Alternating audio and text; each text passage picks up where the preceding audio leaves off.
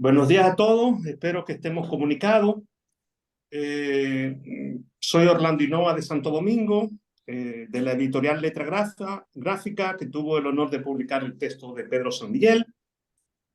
Para nosotros es un gran orgullo tener en nuestro catálogo la presencia de Pedro. Es un historiador formado y uno de los conspicuos dominicanistas, un término que viene usándose hace algunos tiempos y ha aplicado a Harry Hutton, Paul Yarda y otros grandes talentos que han antecedido este camino. Y Pedro es un buen representante de ese grupo.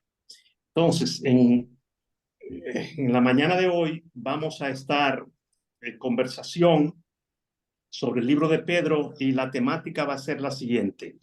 Yo le voy a dar el paso a Carlos Altagracia, que tendrá sus consideraciones sobre el libro Pensar la historia de sus escombros de Pedro, y luego pasaremos a García Cartagena y finalizaremos ese primer grupo con Pedro, que nos dará algunas observaciones generales y después participación del público.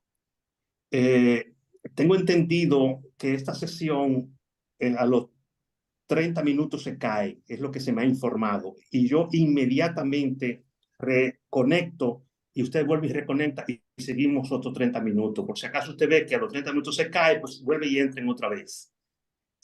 Vamos a ver si esto, ojalá que nos esté funcionando. Si no, tenemos la suerte que lo está grabando y luego se lo podemos ir diferido, pero bueno, vamos a ver si lo estamos yendo en vivo. Con ustedes, Carlos Altagracia, que nos tendrá unas consideraciones sobre el libro de Pedro. Buenos días. Adelante, Carlos.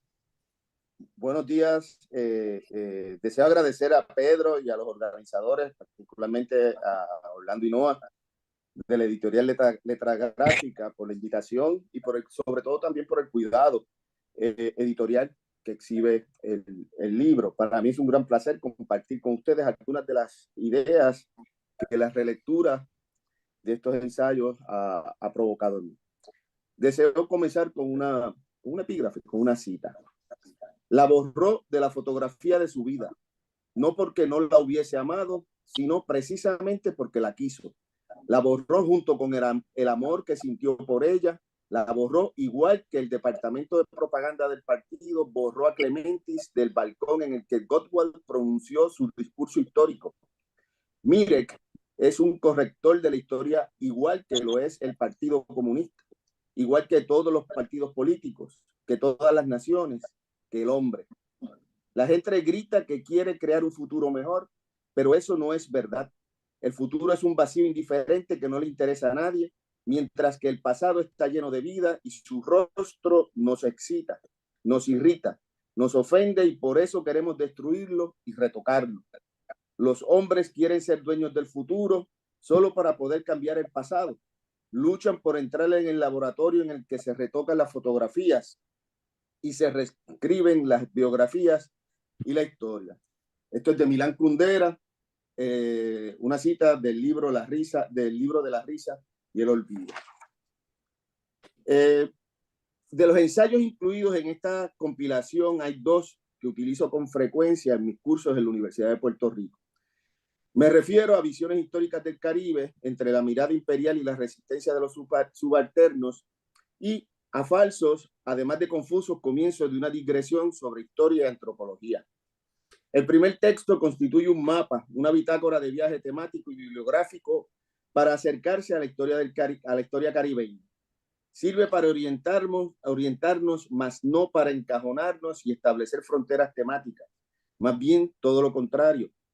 La crítica de San Miguel abre la posibilidad para imaginar y pensar el Caribe a partir de la relación Foucaultiana, saber y poder. A pesar de que no es señalado por nuestro historiador, esa relación es posible ubicarla en cada una de las etapas temáticas que componen este ensayo. De ahí la importancia que tiene ese intento de comprensión de largo aliento, de larga duración. Mas no solo se trata de los deslindes temáticos que rigen el orden de este ensayo. Pedro lo divide en 4 grandes temas: la geopolítica, el atraso del subdesarrollo económico, las identidades y las resistencias subalternas, sino más bien de la estrategia de análisis que lo conforma. Lo novedoso y para mí estimulante es el énfasis puesto en el poder de la imaginación para la construcción de los registros que funcionan como resortes de las concepciones del Caribe. Además, este ensayo nos permite rastrear algunos de los lugares epistemológicos que sirvieron de base a los diferentes argumentos analizados por Pedro. Por eso, el mismo es sabroso en críticas y evaluaciones de los preceptos y conceptos utilizados por las distintas voces que constituyen el vasto archivo bibliográfico de este trabajo. Hace años, hace más años de los que quiero recordar, un estudiante, luego de pasar 2 días de clases discutiendo visiones históricas, y la pregunta es, ¿las de Pedro o las que Pedro analiza?, me hace 2 señalamientos que no he olvidado. Inicialmente me pregunta, ese señor San Miguel, ¿qué estudió? ¿Literatura o crítica literaria? Y a renglón seguido puntualiza, no me queda claro si este ensayo es historia u otra cosa. Ya la clase había terminado. Le invité un café a mi estudiante y luego de explicarle que Pedro disfruta mucho de sus confusiones y preguntas, le propuse que leyéramos y discutiéramos otro de los ensayos que componen esta colección, que ya les anuncié, esos falsos, además de confusos comienzos de una digresión sobre historia y antropología. Desde mi perspectiva, mucho de lo que nuestro historiador ha pensado sobre los cánones de la disciplina de la historia y sus aporías comienzan a perfilarse en este ensayo. Aunque un año antes había publicado La Isla Imaginada, un libro parteaguas en la historiografía caribeña y dominicana. Para leer falsos comienzos hace falta preguntarse por las condiciones de posibilidad del mismo. En otras palabras, intentemos ubicarlos en un espacio académico, la Universidad de Puerto Rico, y en un tiempo, la década de los 90 en Puerto Rico y en el Caribe. En aquellos tiempos se procesaba en nuestra isla los debates sobre las tensiones que el giro lingüístico y el giro cultural introdujo en las respectivas disciplinas de las ciencias sociales y de la historia. Como desprendimiento de ese debate, inevitablemente algunos historiadores, más bien pocos, entre ellos Pedro, comenzaron a plantearse preguntas sobre el oficio de los clionautas, particularmente sobre los aspectos de la narrativa histórica y su relación con la literatura, el archivo, la pretendida objetividad y transparencia, el rol de la imaginación, la relación saber-poder. La pretendida cientificidad. La relación la relación saber-poder y los sujetos que habitan las narraciones. Más aún, se establecen críticas a conceptos sagrados como, por ejemplo, nación, Estado, cultura, clases sociales, patria, pueblo y verdad con letra mayúscula. Ya desde este momento podemos vislumbrar que era inevitable para que Pedro lograra dar, obviamente, investigador, con los argumentos de Koselleck y así ampliar su registro conceptual para tensar aún más sus argumentos. Claro que poderlo ver a posteriori es más fácil gracias a que las narraciones tienen un poder de prestidigitación que hacen que podamos imaginar las ausencias en determinados momentos.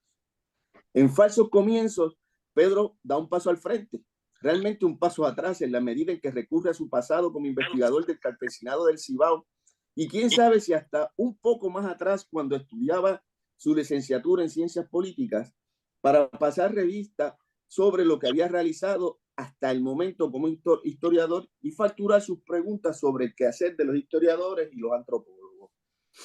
¿Qué hacen ambos cuando narran? ¿Qué hacen cuando investigan? ¿Desde dónde hablan? ¿Qué significa mirar y escuchar? ¿A quiénes miran y qué pretenden escuchar? ¿A quiénes pretenden representar? ¿Cómo son utilizados los fragmentos y las virutas que tanto los historiadores y antropólogos reúnen y utilizan como materiales para la construcción de sus narraciones? ¿Cómo unen esos fragmentos para comunicar lo que desean comunicar? ¿Cuánto hay de imaginación e indeterminación en lo que decimos? A fin de cuentas, ¿cuáles han sido los fundamentos epistemológicos en los que y los cánones en los que se sostienen las investigaciones en ambas disciplinas? ¿Y qué roles han desempeñado los intelectuales con respecto al poder?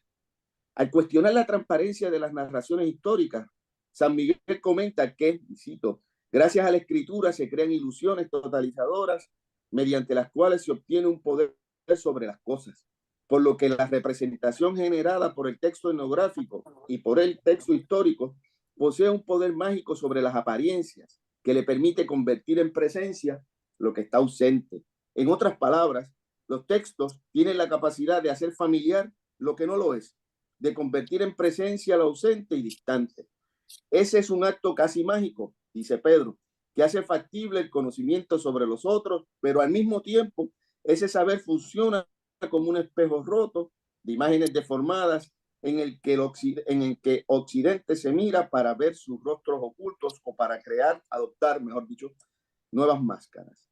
Ese acto poético y la evocación del pasado, ese entender, creer y percibir la realidad, nos impone una dependencia a juegos y figuras retóricas, comenta Pedro, e irremediablemente nos impone una reflexión sobre la política y la ética con respecto al uso del lenguaje. Porque, como sugiere Pedro en otro de sus ensayos, si asumimos que los relatos sobre las sociedades humanas contribuyen a definir los vínculos sociales del pasado, presente y futuro, entonces los conceptos y tropos que los estructuran son palabras que atan o que pueden llegar a enlazar. Por eso, las buenas intenciones del historiador no constituyen una prueba de su transparencia ética. De hecho, los aspectos éticos del ejercicio de historial es otro de los temas que atraviesan todos estos ensayos. Como es posible apreciar y puntualicé sobre falsos comienzos, Pedro recurre a su experiencia explorando otras disciplinas para comparar y llevar al límite sus cuestionamientos sobre la producción historiográfica. En otro de sus ensayos recurre a la fotografía para comparar el ejercicio del fotógrafo con el del historiador. El fotógrafo y el historiador se apropian de instantes de vidas ajenas. La violencia intrínseca a ese ejercicio implica un acto de apropiación que a su vez señala el siguiente callejón sin salida.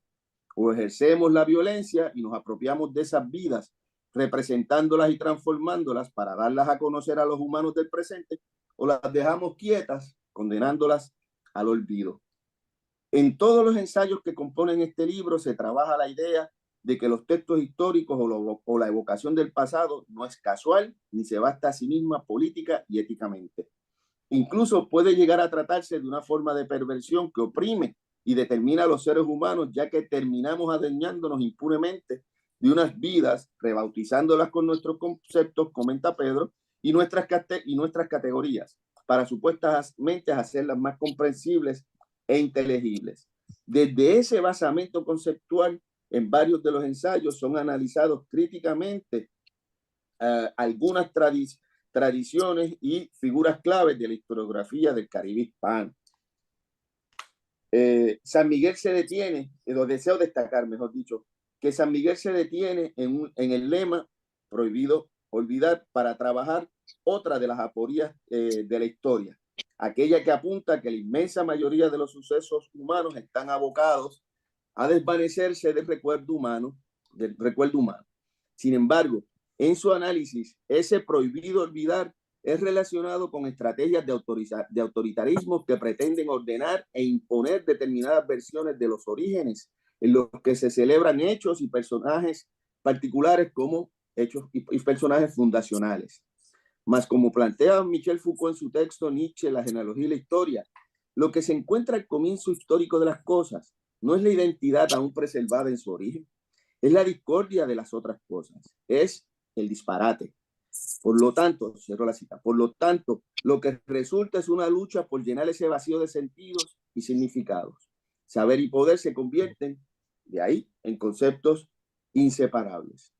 A pesar de lo anterior, muchos historiadores trabajan desde ese no olvidar como imperativo, lo que no es más que para mí un comodín que oculta posturas ideológicas, políticas y culturales. Esta crítica de Pedro tampoco es inocente. Lo que adelanta es un gran ejercicio de honestidad y ética como parte fundamental del trabajo del cleonauta. Olvidar en este argumento es similar a discriminar, que es lo mismo que desarrollar las estrategias y criterios para tomar decisiones para incluir o dejar fuera, para acoger un concepto porque es operacional en determinado momento, pero saber abandonarlo o redefinirlo cuando lo entendamos agotado. La capacidad de olvidar es lo que abre la posibilidad para jerarquizar y matizar aspectos fundamentales para, dice Pedro, pensar y elaborar relatos históricos. No pienso que Pedro esté invitándonos a que olvidemos las palabras claves de nuestros relatos como parte de nuestro trabajo reflexivos sobre nuestras concepciones espaciotemporales. Más bien lo que hace es llamar nuestra atención e invitarnos mediante la crítica a que estemos conscientes de que las implicaciones epistemológicas y éticas al momento de utilizar conceptos y figuras retóricas, que no asumamos la transparencia de los mismos. El olvido como concepto en el argumento de Pedro deja de ser una palabra cargada negativamente, alejada de la meticulosidad y el detalle, hermanada con el descuido. San Miguel convierte el olvido en una palabra clave y fundamental, no solo de su ejercicio narrativo, sino de la estrategia de análisis que nos propone. Sin olvido no es posible pensar. Y si pensamos, lo hacemos para proceder, para generar cada día más. Para generar una intervención. De ahí el poderoso carácter político y ético de lo propuesto por San Miguel. San Miguel es el historiador que esgrime el olvido y la duda como herramientas de autorreflexión para que dejemos de ser una comunidad de creyentes. Pero para ello, acota siguiendo a Emil Sorian, hay que atacar el interior de nuestra posición. Es ahí donde radican las posibilidades de construir herramientas políticas, éticas y conceptuales que superen los lugares comunes, el parloteo, el ruido y nos permitan enfrentarnos a la realidad. Los ensayos reunidos en esta colección son polémicos y están llenos de pistas y sugerencias. La escritura de Pedro anima y motiva porque se trata de una aventura desprendida y honesta. Con solamente mirar solamente la bibliografía ya de por sí es un gran regalo a aquellos que nos interesan estos temas. Es una invitación a pensar y a dejarse asombrar. Por eso estos ensayos y las narraciones de Pedro en general tienen la virtud del contagio. Más allá de querer seguir leyéndolo y releyéndolo, que es parte de los riesgos y de los síntomas, lo que realmente te pega y te pega duro es el deseo de continuar tu propio viaje conversando con estos textos, con tus cartas de navegación puestas a prueba, con tus preguntas y las ajenas, con los deseos de llevar al límite los conceptos que manejas y tratar de mirar a través de los fragmentos del espejo para, si tienes suerte, poder reírte de ti mismo. Solo me resta decirle a Pedro, muchas gracias, muchas gracias, muchas gracias. Gracias. Gracias a Carlos, que nos hizo realmente un excelente roadmap del libro de Pedro, nos hizo una presentación ahí detallada del contenido del libro. Vamos a ver si Manuel García Cartagena está en línea para que pueda ingresar ahora y participar. Una sugerencia, Orlando. Sí. En vista de que el tiempo que se ha transcurrido va a dejarme casi en la introducción de lo que voy a leer, porque no cerramos ahora, iniciamos una nueva sesión. Esto dura 20 minutos, yo lo he probado antes. ¿Cómo no? Déjame decirte, Manuel, yo creo que por asuntos técnicos, porque lo que estamos usando es un chat que nos permite en 30 minutos, pudiera ser que desconectara, pero yo inmediatamente conecto. Y si tú estarías hablando, yo te lo avisaría para que tú tomes medio minuto atrás y continúe, porque pudiera ser que cortara en tu conversación. No, es seguro. Es seguro. Vamos arriba. A mí me da igual. Yo era para la comodidad nada más del diálogo, pero tranquilo, que no va a pasar nada. ¿Cómo no? Cuando tú me digas. No, arrancamos. Te reiteramos que dentro de lo posible, 10 minutos probable, y porque después conversaría Pedro y le daríamos unos par de minutos al público, porque el evento en total duraría unos 50 minutos. Adelante. No pasa nada. Adelante. De todas maneras, lo que yo voy a leerles es una versión un tanto modificada de la presentación del libro de Pedro San Miguel, titulado Pensar la historia desde sus escombros, ensayos sobre historiografía y pensamiento histórico, que realicé en el marco de las 23ª jornadas de la Asociación Mexicana de Estudios del Caribe, cariñosamente AMEC. En total, mi intervención consta de 3 partes: una breve introducción, un resumen y descripción de la obra del doctor San Miguel y una breve valoración personal de la misma. Entonces, por la introducción. Entre todas las tentaciones que la imaginación le tiende a la historia, el mito ha sido desde siempre la que cuenta con la mejor coartada. Es por eso, por ejemplo, que quienes alguna vez le prestaron atención al mito estructuralista no vacilarían en aceptar como válida la creencia de que, sin las sucesivas capas de pasado que se acumulan por efecto del devenir, el presente no existiría. Desde esta perspectiva, la historia resulta analogable a un lento pero irrefrenable proceso de sedimentación en capas arqueológicamente sucesivas, parecido a la idea que Yesa Rohain, el psicoanalista húngaro, se hacía de la cultura, y el presente, por tanto, quedaría automáticamente convertido en un depósito de detritus, o mejor dicho, de escombros, para emplear el término que el historiador puertorriqueño Pedro San Miguel escogió para titular el libro que nos presenta en esta ocasión.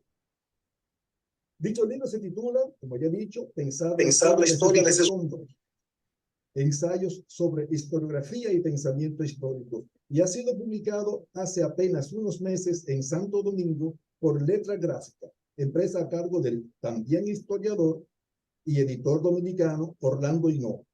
San Miguel reúne en este libro un total de 15 ensayos agrupados en 3 partes. La primera se titula Pensar la historia, y en ella se incluyen 6 ensayos de reflexión sobre ese acto de epistemología paradójica que consiste tanto en pensar desde la historia como en historiar desde el pensamiento.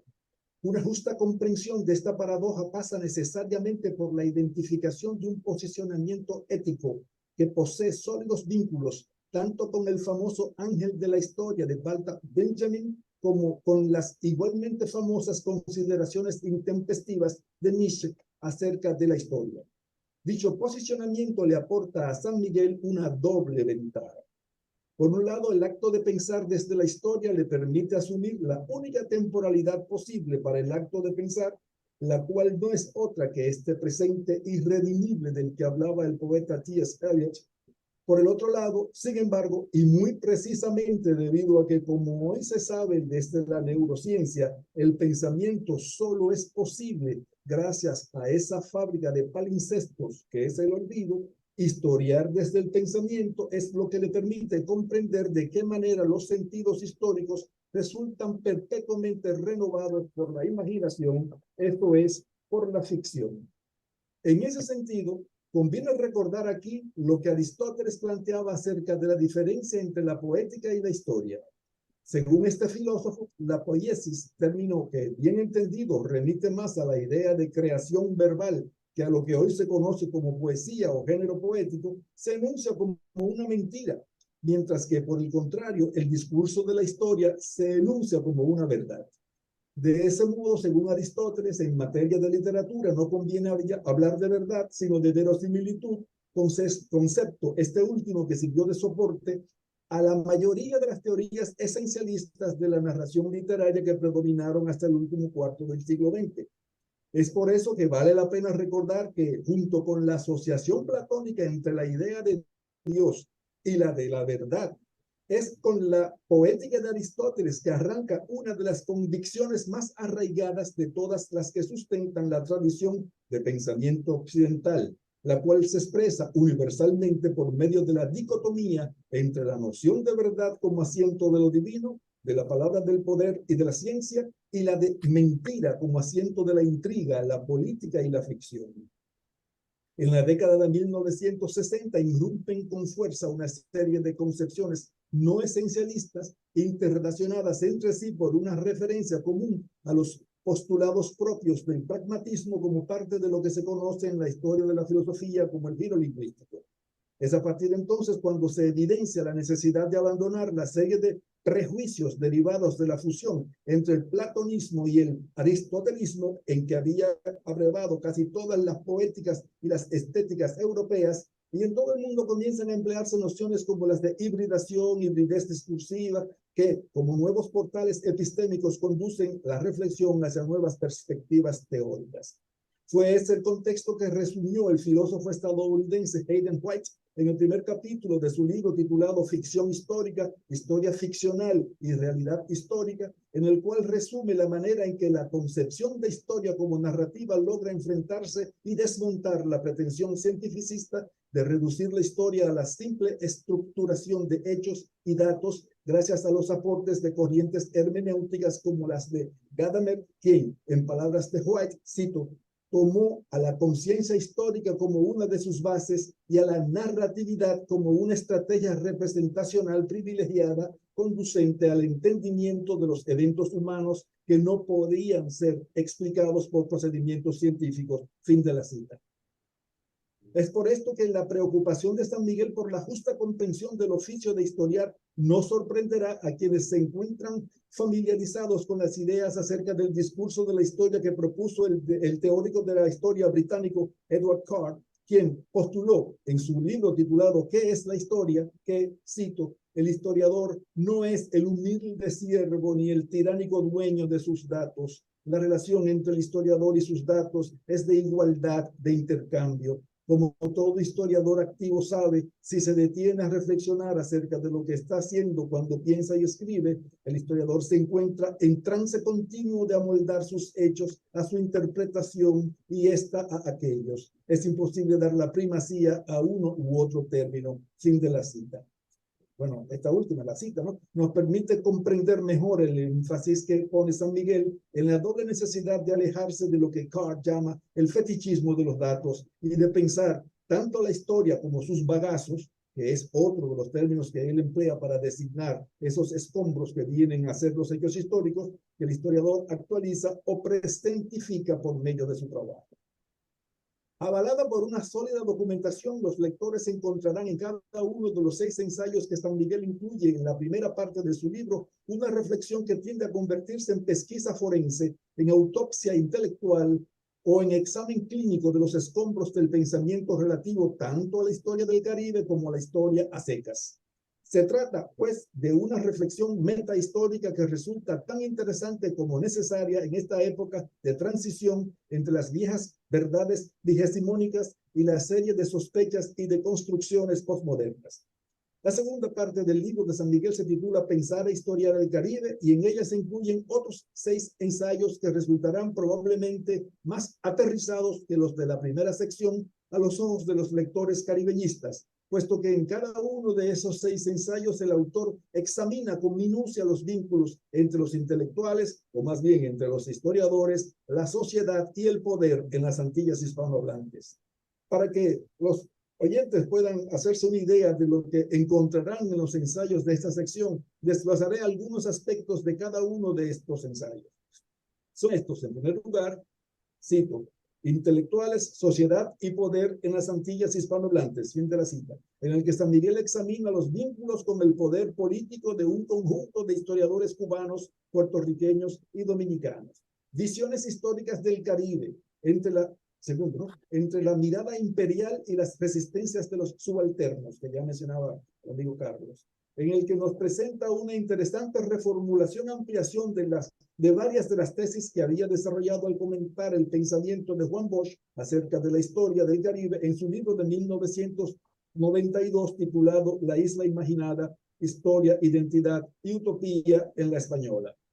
El tercero, consideraciones intempestivas sobre los estudios caribeños, texto de una conferencia que pronunció en la Pontificia Universidad Católica Madre y Maestra en 2018, y el cual es un texto de una lucidez apabullante, en el que nuestro autor retoma y desarrolla algunos aspectos de su tesis relativa a las implicaciones de los 4 metarrelatos que operan en la historiografía caribeña, a saber, primero, el de las miradas imperiales que han intentado históricamente imponer su dominio sobre los países caribeños. El segundo, el relativo al subdesarrollo, la dependencia o el atraso percibida desde distintas perspectivas, nacional, étnico-racial, de clase o de género. Y el cuarto, las resistencias de los subalternos.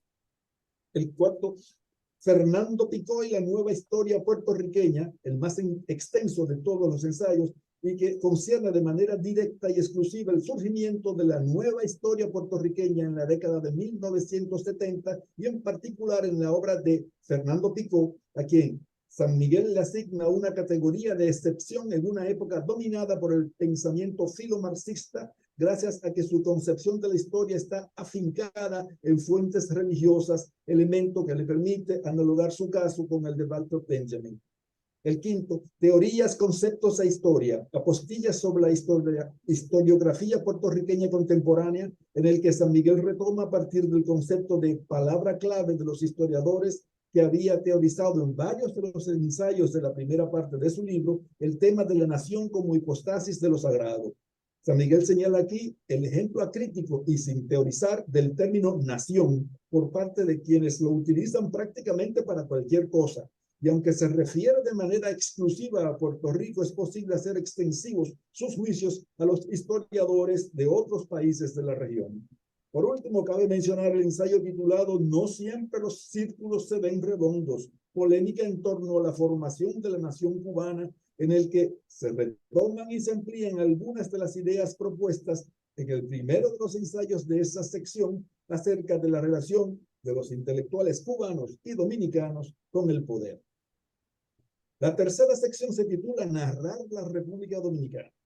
En esta ocasión se incluyen únicamente 3 ensayos. El primero se titula Las biografías de Juan Bosch, la construcción de una genealogía. El segundo lleva por título Rebelión y Arianismo en un país en el mismo trayecto del sol, 3 leyendas de colores de Pedro Mir. Y el tercero, El Minotauro en las Antillas, Pedro Pérez Cabral y su comunidad mulata. No es porque soy dominicano que me atrevo a decir que es en esta parte del libro donde mejor se nota la carga emotiva o subjetiva que San Miguel invierte en sus reflexiones acerca de la historia como relato o metarrelato.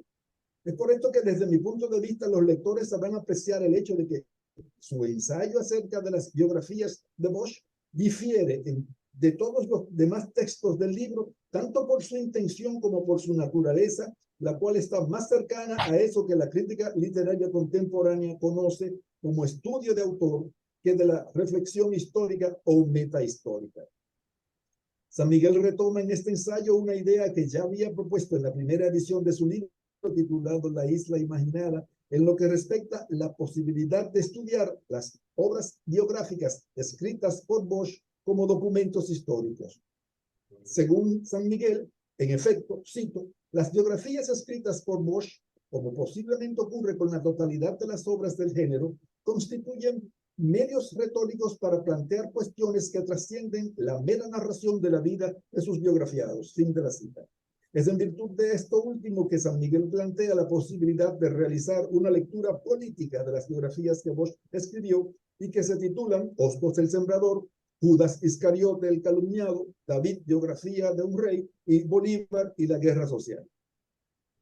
San Miguel postula que esas biografías ofrecen, cito, claves interesantes para comprender la carrera intelectual y política de Bosch. Fin de la cita. Esta aseveración se funda en la hipótesis de que para Bosch, cito, sus biografiados son reflejos de sí mismo. Bosch es Hostos, el intelectual entregado a la causa. Judas, el calumniado por las intrigas de sus correligionarios. David, el gobernante de un país rural, interpretación que el mismo Bosch sugiere, y Bolívar, enfrentado a la disyuntiva de una guerra social de incierto desenlace. Fin de la cita. El segundo ensayo de esta última parte del libro tiene por título Rebelión y Arianismo en un país en el mismo trayecto del sol, 3 leyendas de colores de Pedro Mir. En esta ocasión es, ante todo, mito-historia. Un relato en el cual el mito y la historia se encuentran no en conflicto y beligerancia como propone el saber cientificista moderno, sino amalgamándose armoniosamente. Fin de la cita.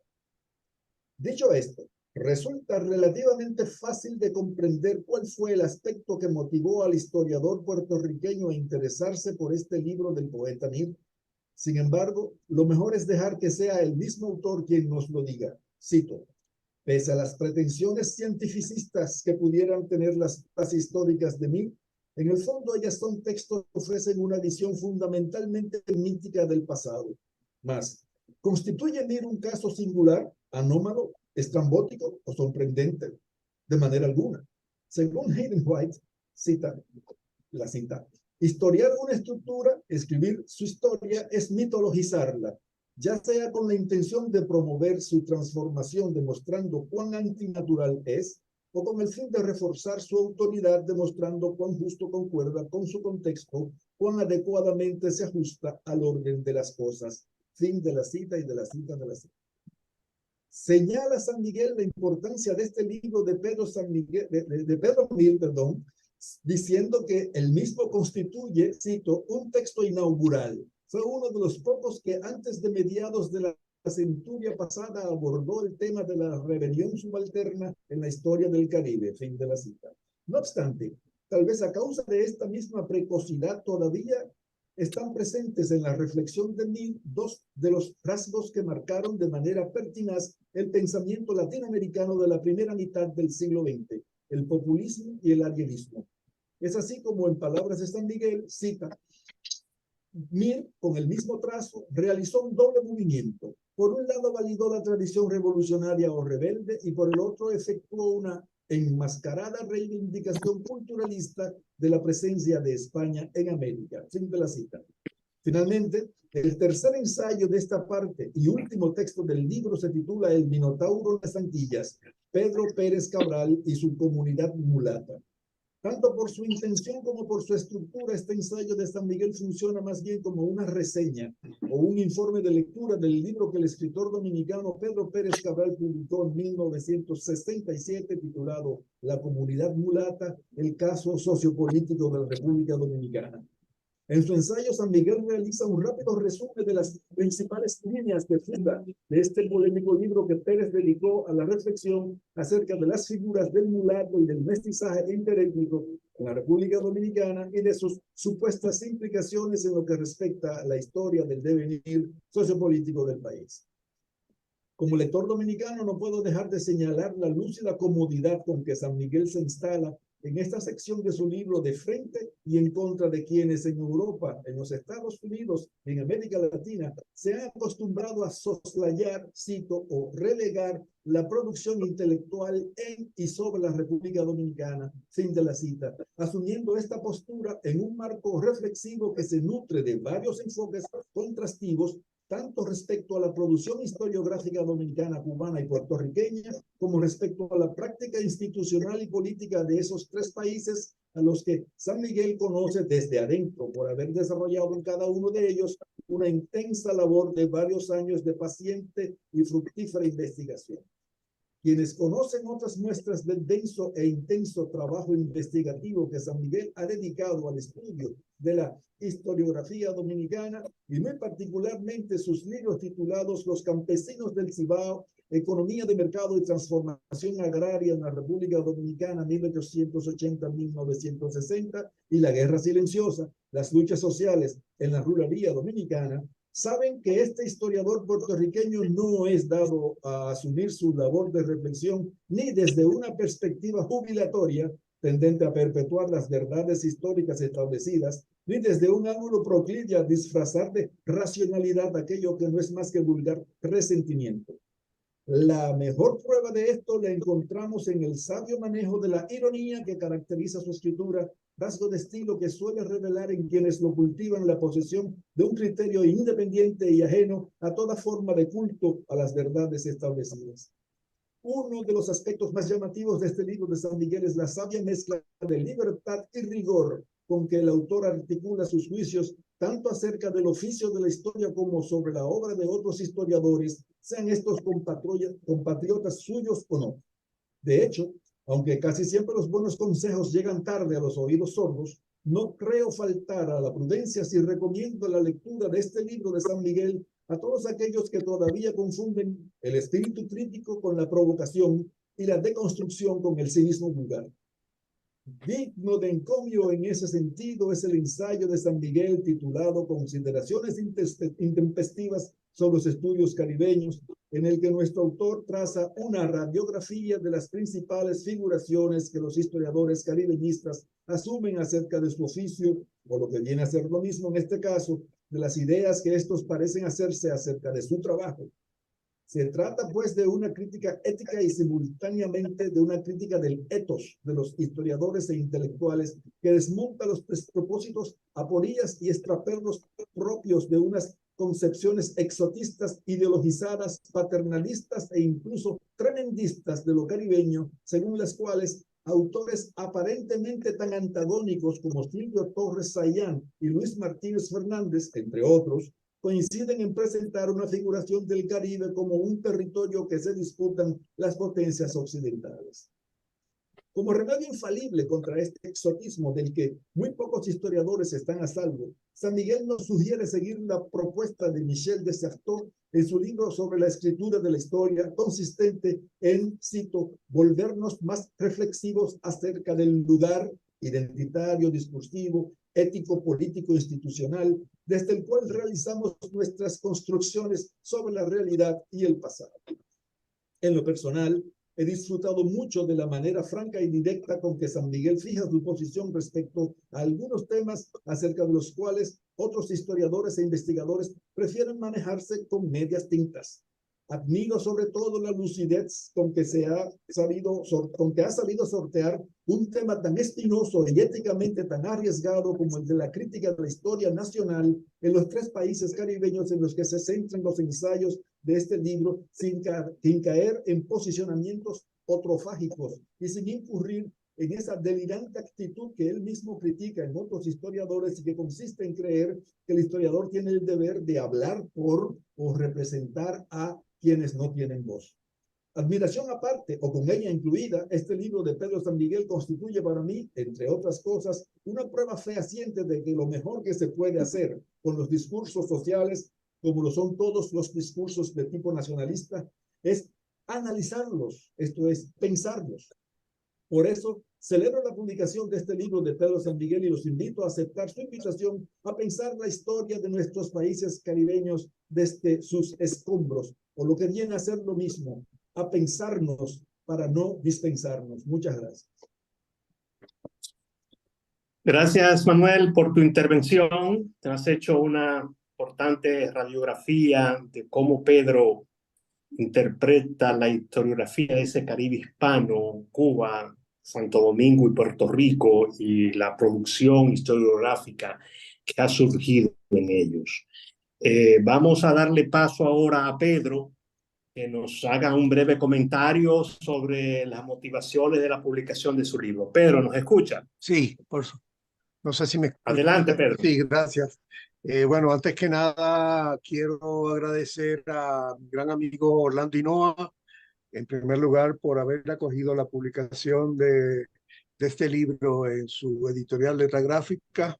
Me da mucho gusto que Letra Gráfica haya publicado este libro. Un libro que, bueno, algunos de ustedes conocerán, no quiero entrar en todos los detalles. Esto, por circunstancias muy particulares, comenzó siendo una publicación casi rutinaria y terminó adquiriendo para mí en lo particular una serie de significados muy importantes por, repito, razones que no viene al caso tocar en este momento. Entonces, por lo menos quiero resaltar eso, la importancia que finalmente adquirió este libro para mí. Por otro lado, quiero hacer también extensivo mi agradecimiento a mis grandes amigos Manuel García Cartagena y Carlos Altagracia, que además fue mi estudiante en la Universidad de Puerto Rico desde que estaba en la licenciatura. Y bueno, pues tuve el gran placer de dirigir tanto su tesis de maestría como su tesis doctoral, y desde entonces nos hicimos grandes amigos y hemos mantenido pues una conversación que ya lleva muchas décadas sobre muchísimos temas. Así que les agradezco su disposición a participar en este evento y sobre todo sus comentarios, en primer lugar, tan generosos y en segundo lugar, tan inteligentes. De verdad, un verdadero privilegio contar con lectores que puedan iluminar incluso asuntos que para nosotros los autores nos pasa desapercibido, ¿verdad? Es una falacia pensar que los autores tenemos control de todo lo que hacemos y precisamente contar con lectores agudos, inteligentes, cultos, sensibles, con capacidad crítica, representa un lujo que además en el mundo contemporáneo se me hace cada vez más y más raro tener ese tipo de privilegio. Así que les agradezco muchísimo, tanto a Carlos como a Manuel, sus lecturas y sus palabras. Por demás, pues bueno, creo que es muy poco lo que yo pudiera aportar en este momento. Sencillamente señalar que este libro es un conjunto de textos que fui publicando en diferentes medios a lo largo de varias décadas. Hay ensayos que tienen posiblemente más de 20 años de haberse publicado originalmente. Por ejemplo, el ensayo Visiones Históricas del Caribe, se publicó originalmente en el año 2001 en la revista brasileña del Caribe. Fue una conferencia que me invitaron a mí a dar allá en Brasil y que posteriormente se publicó en esa revista. Y además pues se ha publicado en otros lugares, incluso en otras versiones. Ahora bien, la idea de aunar este conjunto de textos era básicamente ponerlos a disposición del público dominicano. Este es un libro pensado fundamentalmente, no exclusivamente, pero pensado fundamentalmente para el público dominicano. Porque muchos de esos textos pues se habían publicado, algunos pocos en República Dominicana, otros en Puerto Rico, en México, en diferentes lugares, pero para el público dominicano se me hace que la mayoría de esos textos es totalmente desconocido. Y me pareció que pese al tiempo transcurrido de la publicación de la mayoría de ellos, pues podía tener algún interés, incluso alguna relevancia. Espero, ¿verdad?, que esa fe pues se pueda concretizar en los hechos. Y me interesa de forma particular, como también señalo en el prefacio o en la introducción del libro, realmente me interesa sobre todo tratar de llegar a los noveles historiadores, a la gente que se está formando, a los estudiantes de historia, eh, porque me parece que los historiadores ya formados, muchos de ellos en general son poco sensibles al tipo de planteamiento que yo hago. Eso lo digo abiertamente, ¿no? Y me parece, yo estoy tratando de llegar por lo menos a otro público. Es mi meta fundamental, llegar a otro público. No desdeñar, por supuesto, que historiadores o intelectuales formados pues también puedan tener acceso a estos textos y que puedan entablar estos diálogos con ellos, pero mi experiencia en los últimos años sobre todo ha sido que hay unas lecturas muy ideologizadas de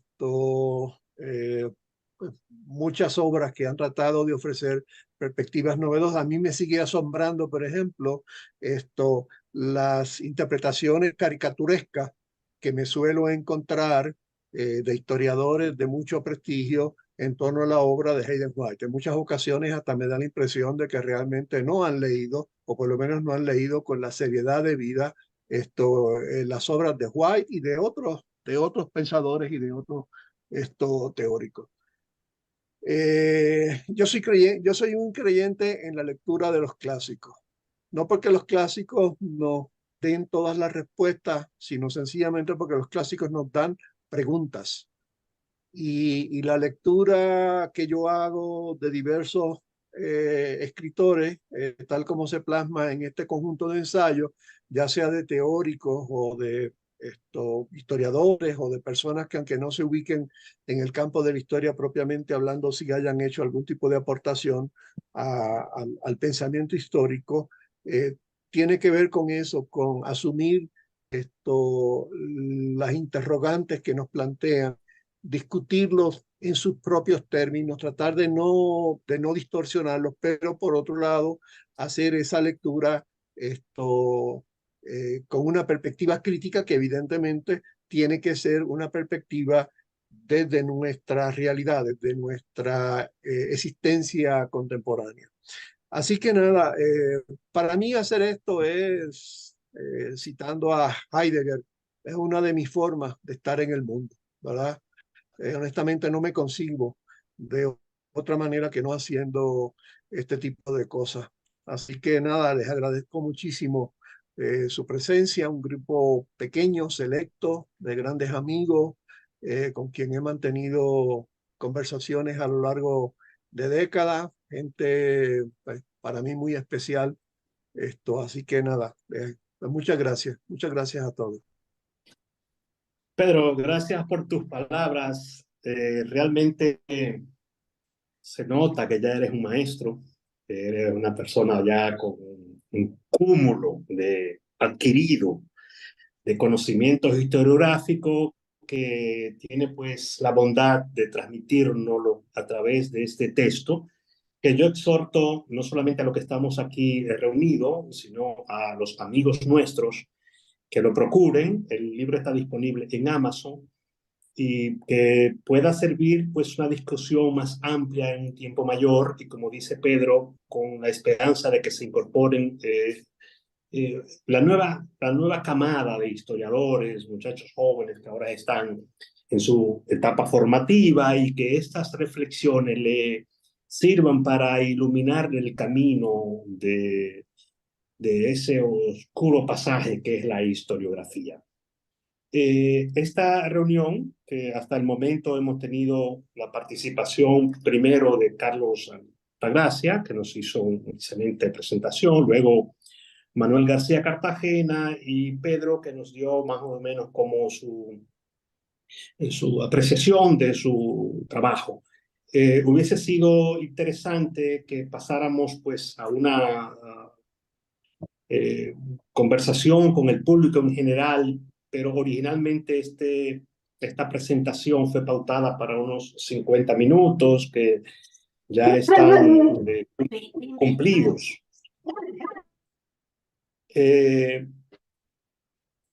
Las personas que quisieran comunicarse tanto con Pedro como con cada uno de los panelistas, con Carlos Altagracia o con Manuel García Cartagena, pudieran hacerlo por la vía de email, y si no tienen a mano las direcciones tanto de Carlos, de Manuel como de Pedro, pueden utilizar la dirección de email de la editora Letra Gráfica que está en la parte de los créditos del libro, y nosotros con mucho gusto hacemos la transferencia de sus observaciones a cada uno de las personas que usted quieran comunicarle sus ideas.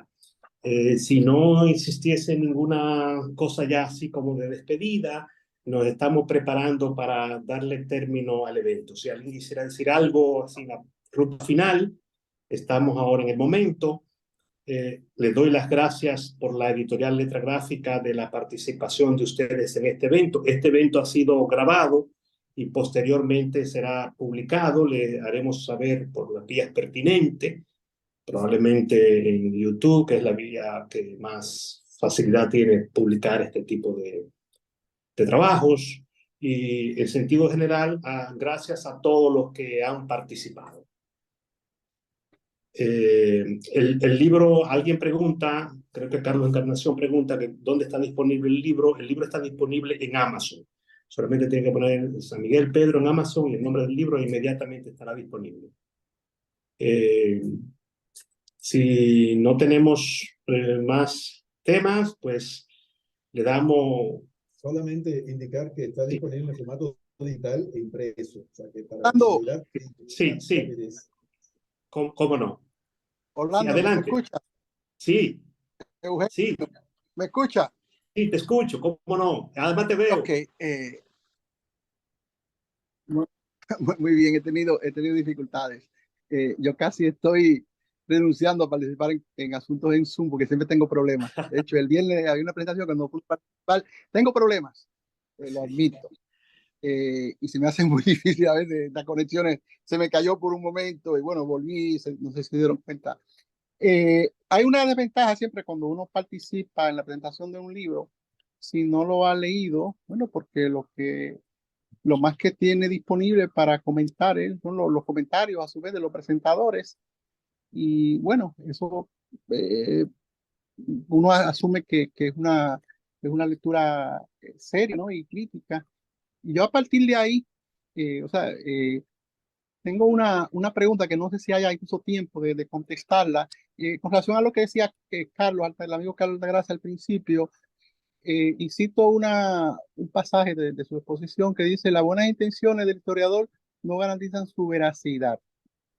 Bien, yo tengo una pregunta que esta demandaría mucho tiempo, que sería eh, a Carlos: ¿cuál sería el relato histórico válido, si alguno, o si no es posible,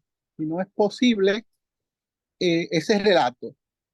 ¿Es posible, pregunto yo, eh, un relato historiográfico que no tenga ideología al interior del relato histórico mismo? Porque bueno, veo que hay una intención, me parece válida y con la que también me identifico en muchos aspectos. eh, eh, eh, o sea, ¿cuál sería ese relato historiográfico al margen de lo ideológico? ¿O es que acaso se da por implícito otra ideología que es antiideológica? Yo sé que esa pregunta requeriría posiblemente una exposición mayor, pero hago la pregunta como la haría quizá un periodista, que es lo que yo posiblemente más practiqué en el pasado, el periodismo. Y son preguntas, ¿verdad?, que requieren esa sencilla, pero que demandarían hacer algún tipo de exposición. Sé que no existe el tiempo, pero la dejo ahí, la dejo ahí. ¿Cómo no? Gracias, Eugenio. Carlos, puedes usar la palabra. Te pediríamos que fuera breve. Si no, Sabemos que la pregunta es compleja, profunda, pero en lo es que una sea pregunta posible, la compleja. brevedad se te agradece. Sí, claro, es una pregunta compleja y le agradezco a Eugenio. De hecho, hace tiempo que no nos veíamos, se los saludo. Hola, Carlos, a lo demás. Sobre todo, a mí me parece que partiendo de la lectura del libro de Pedro, lo que está sugerido por Pedro es a no esconderse detrás de las ideologías para entonces postular determinadas transparencia o determinada, o por lo menos decirlo, lo que no es, vamos a ponerlo de esa forma. No es que no sea verdadero. Yo lo que creo que es lo que se está enfatizando en este texto es que esas verdades son contingentes. ¿Ah? Eso por un lado. Yo no pienso que en este texto haya ni lo pienso yo tampoco, una propuesta de abandono de las formas de hacer historia propiamente, sino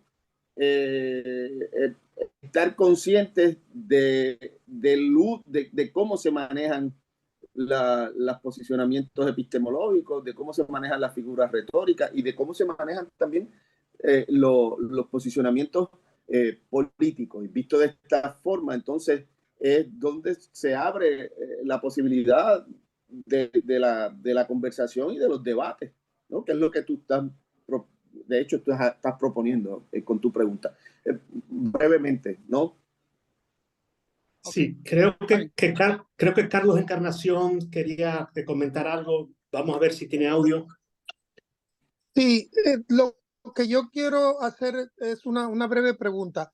Obviamente yo no he leído el libro, no puedo hacer una valoración sobre el libro, pero sobre uno de los comentarios donde se habla de el uso de vocablos, que más bien que buscan esclarecer las historias real o esclarecer las narrativas históricas, lo que buscan es promover ciertas ideologías. Y se mencionaba específicamente el vocablo nación. Yo siento una similar inquietud sobre el tema, el vocablo colonia, que muchas veces es usado sin el mínimo rigor. ¿Pueden comentar, Pedro, podría comentar un poco sobre eso, el uso del término colonia con fines ideológicos más que con fines de esclarecimientos historiográficos? Adelante, Pedro.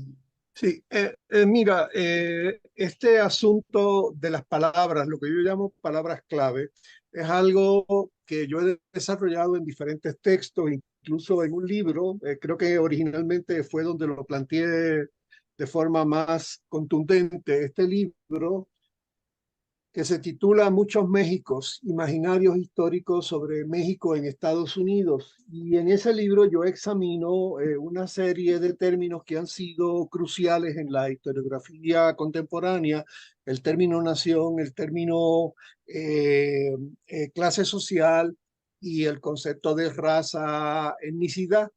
Y lo que yo planteo con relación a estas palabras, todos los historiadores y todos los intelectuales y todo ser humano tiene que recurrir a estas categorías. Son categorías generales de interpretación, las tenemos que usar, no hay de otra. El que no quiere usarlas sencillamente tiene que quedar callado.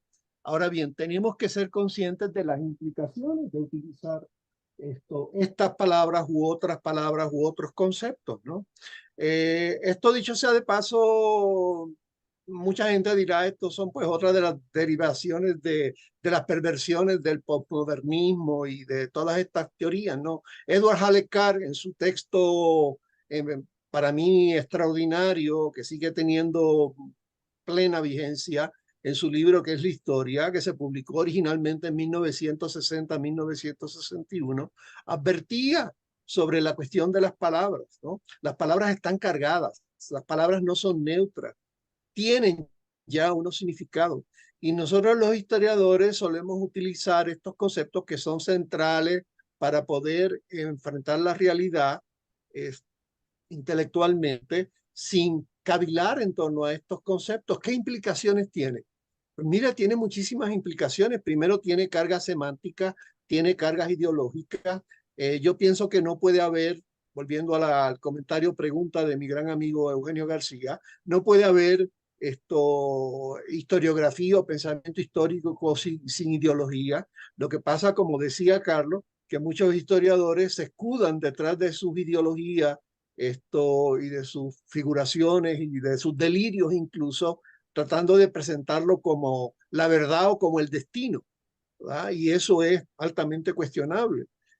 Y estas palabras, la palabra nación, la palabra clase social, la palabra colonia, son cargas que tienen, son palabras que tienen ya significados, y nosotros tenemos que ser conscientes de esos significados y asumir posturas críticas frente a esos significados, porque esas palabras, además, esos conceptos que utilizamos en las investigaciones y en las reflexiones históricas y sociales, nos brindan hasta pautas ya de entrada de qué es lo que debemos estudiar y cómo debemos estudiarlo. Por ejemplo, si asumimos el concepto de clase social, pues ya eso nos dirige a los historiadores a un determinado tipo de fuente histórica.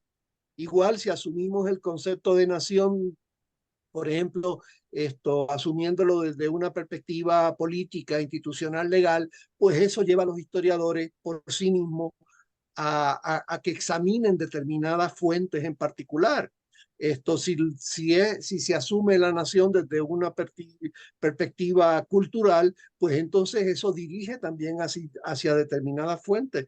Entonces el uso de estas categorías tiene implicaciones muy concretas sobre el ejercicio de la investigación histórica, y la mayor parte de nosotros las utilizamos sin ser conscientes de estas implicaciones. Y para mí eso es muy serio, ¿no?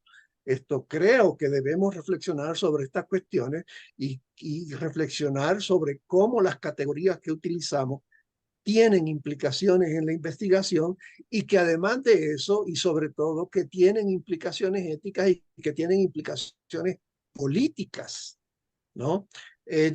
Quiero aprovechar ya para terminar, para señalar que una de las figuras intelectuales que más me ha inspirado a mí para pensar en estas cosas no es un historiador, es un escritor, Jorge Luis Borges, que tiene una serie de ensayos y tiene una serie de cuentos, Funes el Memorioso para empezar, pero también otros textos de Borges, El jardín de senderos que se bifurcan, que me ha servido para muchas cosas, incluso para dar título y para pensar ese texto que aparece en mi libro La Isla Imaginada, que gira en torno a Jean Price Mars, que